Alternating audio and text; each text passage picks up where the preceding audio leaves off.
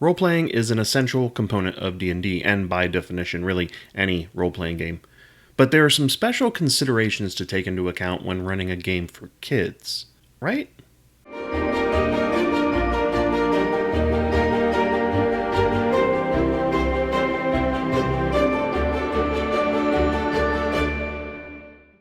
Welcome to Geek Philosophy, where we love geeky wisdom. If you're new to the channel, my name is Brian, and we release new videos weekly, so please subscribe and turn on the notifications so you don't miss out on any of the content.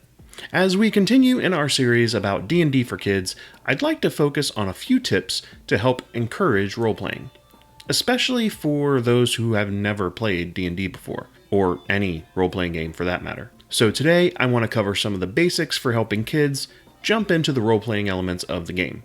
But you may find that some of this is useful for anyone new to the hobby.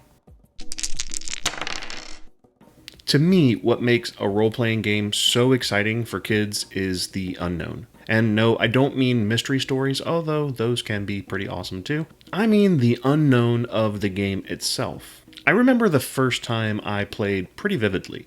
I had no idea what was going on. I didn't know what to do, what the dice were about, what everyone was actually doing and taking notes about at the table and drawing little maps. I was completely out of my element, but in a good way. I had never played a game anything like it. It had a story. And this could just be personal bias, but the story rules over everything else.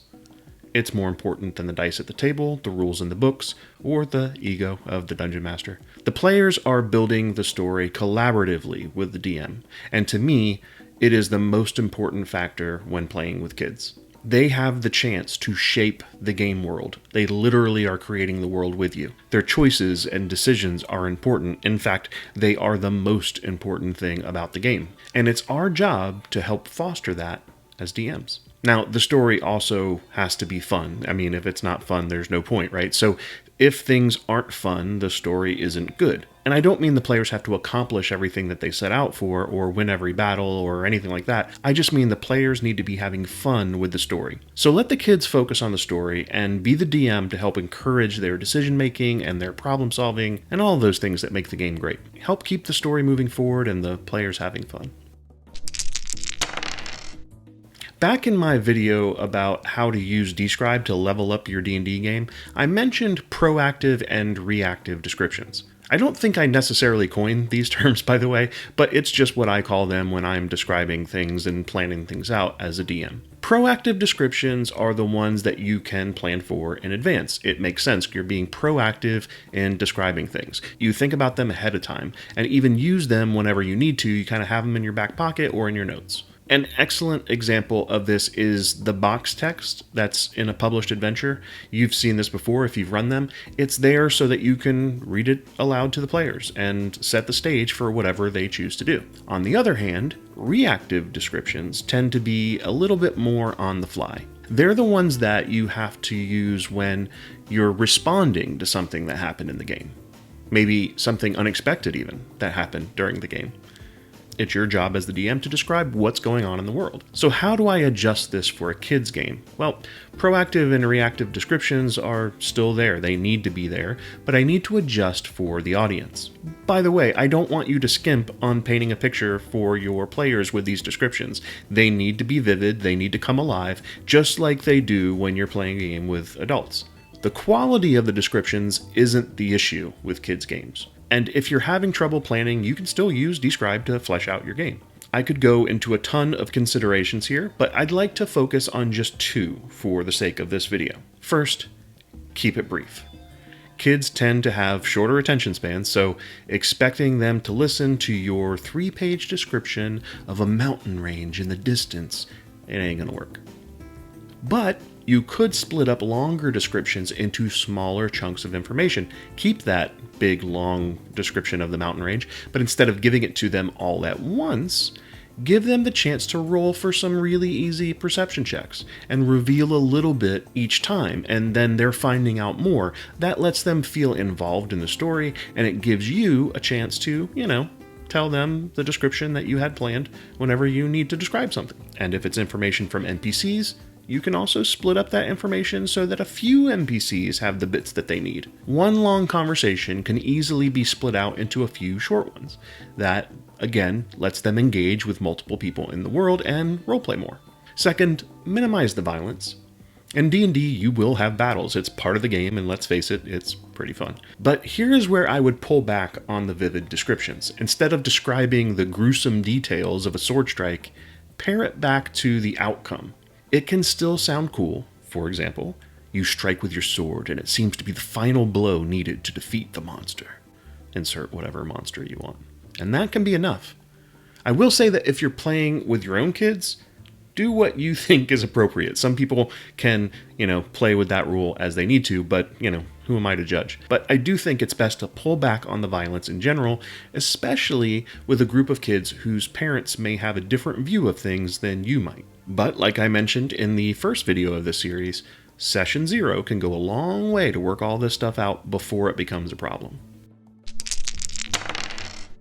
Many of you may already be familiar with the yes and rule of improvisation. If you've watched Whose Line Is It Anyway, or have even gone to see improv performances live in person, you've witnessed it in action.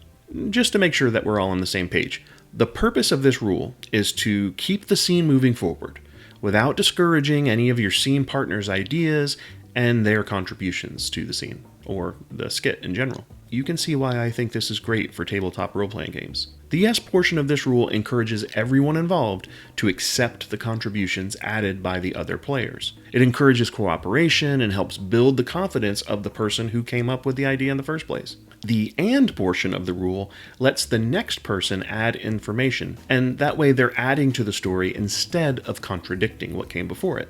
Now, it would be tough to get all of the kids at the table to do this, but we can do it as DMs, and then we can model the behavior. D&D is fun because we get to use our imagination, so let them use their imagination. Say yes to their crazy ideas, no matter how crazy it seems. If they want to try something, let them try it, even if it seems kind of impossible. And if it doesn't work, your description of how it didn't work can also help keep the story moving forward and keep them having fun.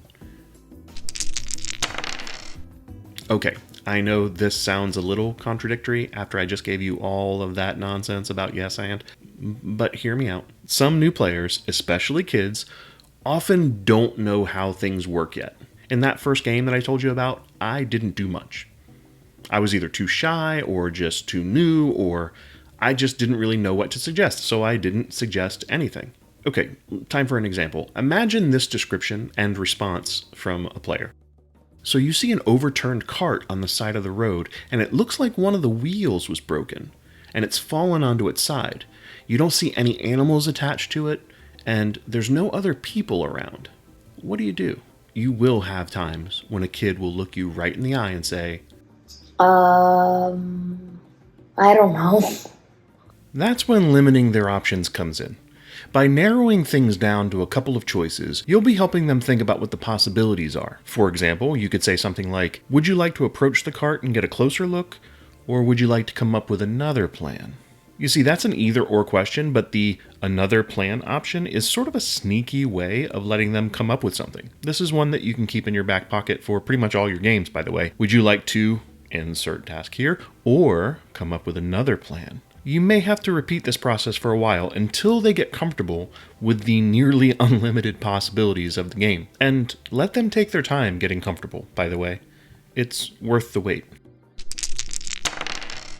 Well, thanks for sticking with me and for hearing my take on how to encourage roleplay in a kid's D&D game. And I thought it would be appropriate to leave you with a little geek philosophy from one of the great improv artists, comedians, writers, actors, producers, directors, you name it. Amy Poehler once said, "No one looks stupid when they're having fun." Cheers.